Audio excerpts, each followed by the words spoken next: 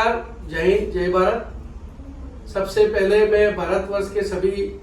हमारे पैरामिलिट्री परिवार का आभार व्यक्त करता हूँ। जिस तरह उन्होंने जो घटना घटी है उसकी घोर निंदा की है।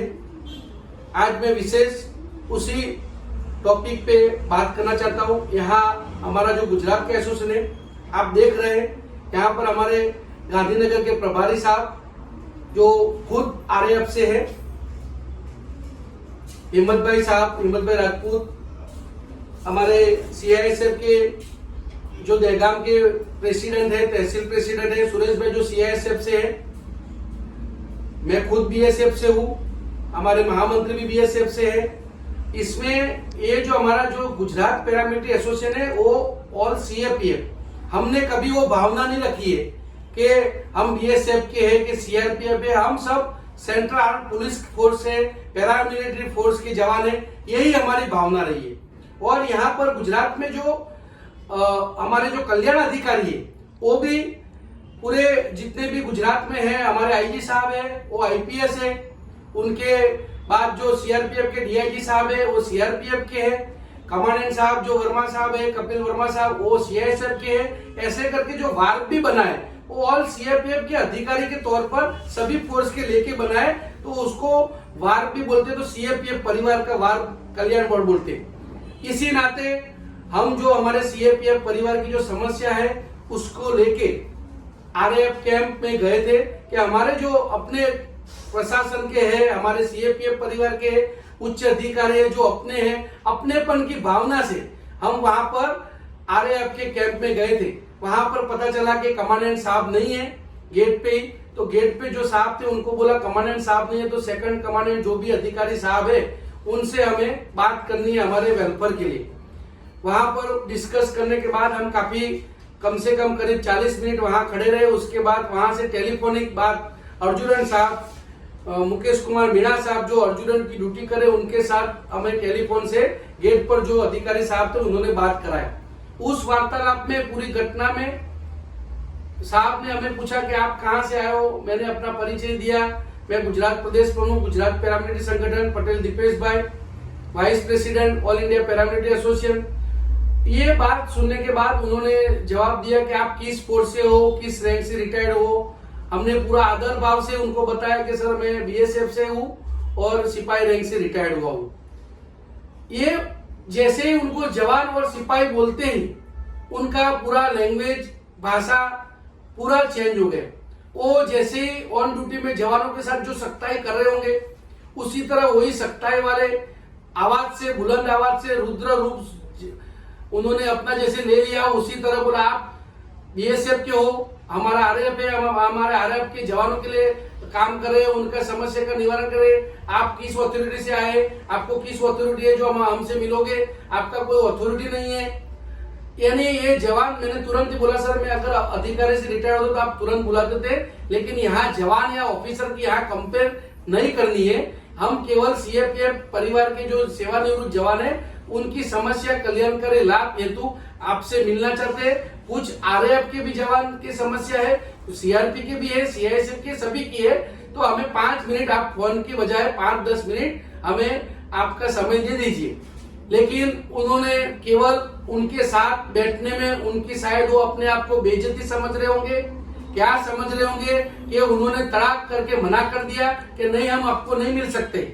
उसी तरह ये अपमानित शब्दों से हमें वहां से बाहर होना पड़ा। ये अपमान एक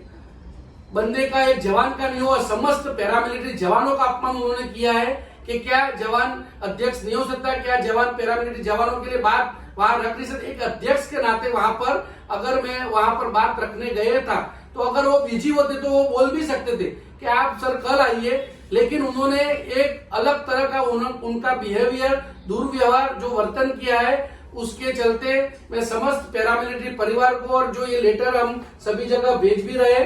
कि माननीय डीजी साहब को भी भेज रहे, साथ साथ प्रधानमंत्री श्री, राष्ट्रपति, गृह मंत्री श्री और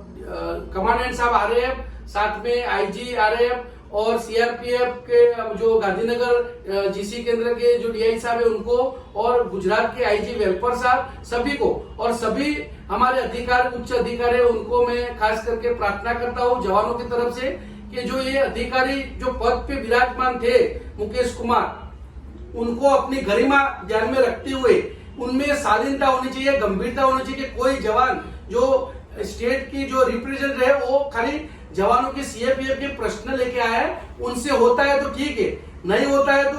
हम कोई आंदोलन वहां कोई करने नहीं गए थे। एक आदर भाव सरकार की भावना से वहां गए थे, लेकिन उनकी तुच्छ हमारे जवानों के प्रति दृष्टिकोण को देखते हुए इस पर गंभीरता, इस केस को गंभीरता से लिया जाए और कड़क से कड़क कार्रवाई होनी चाहिए। जैसे जवान को डिसिप्लिन एक्शन पर कई सजा मिलती है, उसी तरह ये अधिकारी साहब भी ऑन जॉब है, इनके ऊपर भी डिसिप्लिन एक्शन का रूल रेगुलेशन लागू करना चाहिए, जिससे भविष्य में कोई भी इस तरह के अधिकारी, मैं यहाँ सभी हमारे अधिकारी की यहाँ आलोचना नहीं कर रहा हूँ, कई हमारे अधिकारी है, जैसे कि एग्जाम्पल तौर पे जो हम ये गुजरात का जो काम कर रहे हैं उसी अकॉर्डिंग हमारे जो माननीय जो बीएसएफ के सीएम साहब है राजेंद्र साहब, बहुत ही सहानुभूति के तौर पर बगल में डीआईजी साहब है सीआरपी के, और जितने भी अधिकारी है हमारे कपिल साहब जो सीएपीएफ हमारे अहमदाबाद के वेलफेयर अधिकारी, उन्होंने बोला था कि आप वहां पर जाइए, जो जवानों का प्रश्न है डायरेक्ट जाने से वहां पर जो अधिकारी उसके पास कुछ राइट है, पावर है, वो अपना पावर का यूज करके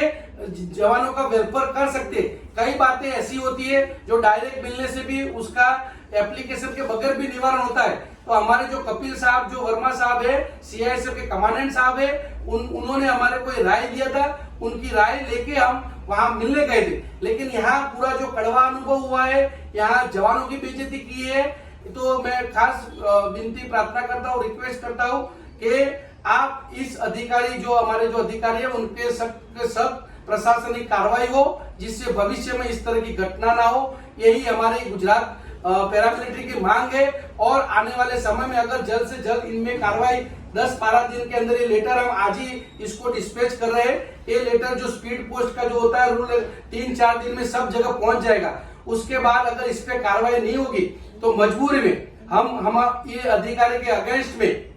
धरना प्रदर्शन, अगर जरूरत पड़ेगा फर्स्ट टाइम में नॉर्मल हम वहां पर रैली निकालेंगे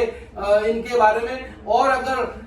उससे भी नहीं होगा तो हम अपना अनशन आंदोलन भी करेंगे। हम अपने प्राणों की भी आहुति देने में पीछे नहीं हटेंगे जब तक ये आज की लड़ाई जो ये हो गई है, ये जवानों के साथ की लड़ाई हो गई है। ऐसे कई अधिकारी है जिनके कारण जवान मजबूरी में कई अलग तरीका का कुछ कार्रवाई कर देता है, मानो सुसाइड भी करने पर मजबूर हो जाता है। तो ऐसे ही कुछ अधिकारी है जिनके कारण गंभीर परिणाम फोर्स को भी बदनाम करने में इन जैसे अधिकारी का कारण होता है। तो मैं हमारे डीजी साहब को रिक्वेस्ट करता हूँ इस सोशल मीडिया के माध्यम से, और लिखित में भी मैं वहां पर दे रहे जो एसोसिएशन, तो वहां पर सख्त कार्रवाई करने की हम मांग कर रहे हैं, प्रार्थना कर रहे हैं, रिक्वेस्ट कर रहे हैं, और हमें आशा नहीं विश्वास है हमारे जो सीएपीएफ के अधिकारी है ये इन अधिकारी की तरह नहीं है, जरूर इस विषय को गंभीरता से लेके उचित कार्रवाई करेंगे। जय हिंद, जय भारत।